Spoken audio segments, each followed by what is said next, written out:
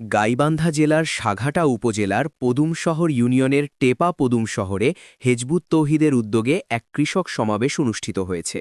বৃহস্পতিবার সন্ধ্যা ৭টায় টেপা পদুমশহর সরকারি প্রাথমিক বিদ্যালয় মাঠে এ কৃষক সমাবেশ অনুষ্ঠিত হয়। উক্ত অনুষ্ঠানে মোহাম্মদ রিপন হাসানের সঞ্চালনায় মুখ্য আলোচক হিসাবে বক্তব্য রাখেন গাইবান্ধা জেলা হেজবুত তৌহিদের সভাপতি মোহাম্মদ জাহিদ হাসান মুকুল। তিনি তার বক্তব্যে বলেন, কৃষক, শ্রমিক, শিক্ষক, ডাক্তার, ইঞ্জিনিয়ার থেকে শুরু করে ব্যবসায়ী যে পেশায় থাকুক না কেন নিজের দায়িত্ব যথাযথভাবে পালন করলেই আসে সফলতা।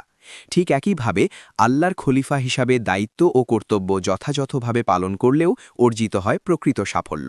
তখনই মানুষের জীবন সত্যিকার অর্থে সার্থক হয়ে ওঠে।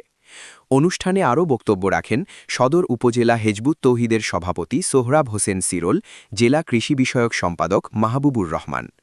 এ সময় উপস্থিত ছিলেন গাইবান্ধা জেলা হেজবুত তৌহিদের সাংগঠনিক সম্পাদক আক্তার হোসেন খান ওপেল, আইন বিষয়ক সম্পাদক রেজাউল হক, মোহাম্মদ রবিউল ইসলাম, খোকন মিয়া, মাহবুব সরকার প্রমুখসহ অত্র অঞ্চলের কৃষক সমাজ।